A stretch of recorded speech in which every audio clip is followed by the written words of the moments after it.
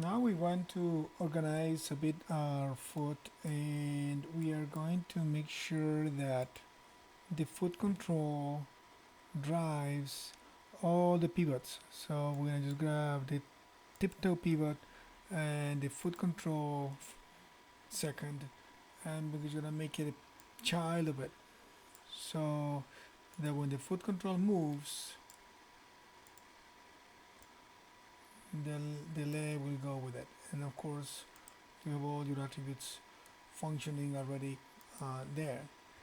Now, um, we want to um, also do a correction or an improvement to our flip, our knee. This knee, the way we have it, has some disadvantages. So when the leg rotates, let's say moves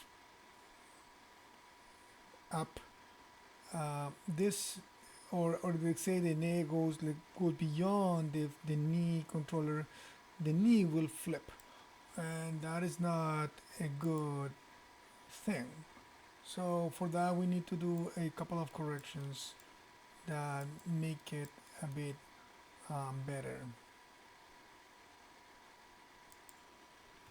So what we're gonna do here is we're gonna grab this object or the group of that object better, and we're going to move it to snap it to the ankle.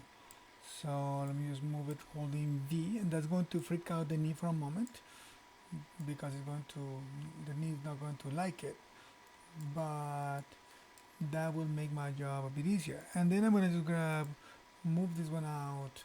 Let me move it first just to, let's say 50 for now. Of course, that makes the leg point outwards. So I have my knee controller there, and the knee controller I'm going to just say I'm going to modify freeze transformations on it so it goes back to 0. Still pivoting on that one, and this one is out there, moved, um, the knee control itself.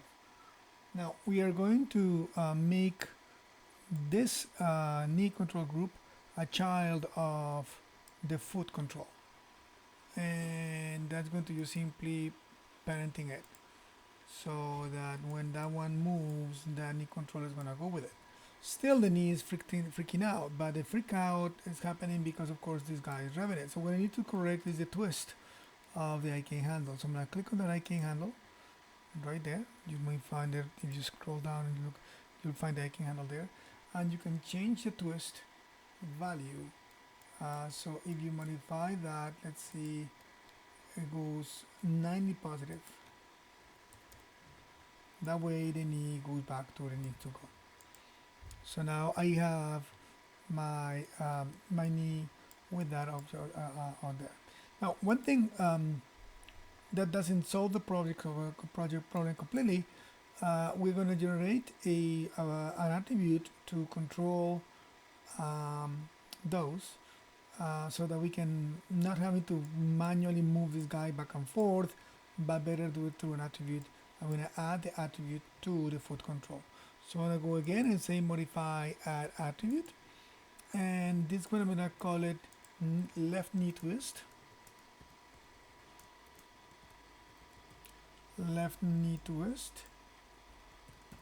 And this one I'm not going to do any minimum value, maximum. I'm just going to simply say okay. So it's going to be an open attribute right there that I'm going to add it. And but we are going to connect it so to the controllers group so that we can manually manipulate it. So but for that we're going to use the connection editor. So we're going to go to the connection editor, and the connection editor works is that one object will drive the other one, similar to the scheduling key, only that this is a direct connection. There are no keyframes involved. So I'm going to click on the foot. I'm going to load it on the left, the foot control, of course. And I'm going to grab not this guy, but the group, so that it's pivoting right there. I'm going to load that one on the right. So we're going to say on this one, the knee twist is going to drive the one on the right, and the one on the right rotation will be the rotation in Y. So I'm going to scroll down and look for the rotation attribute of that one, rotate in Y only.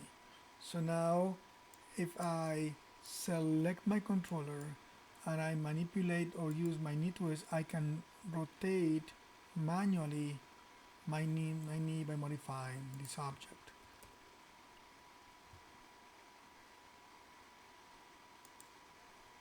Let me just increment and save my file here.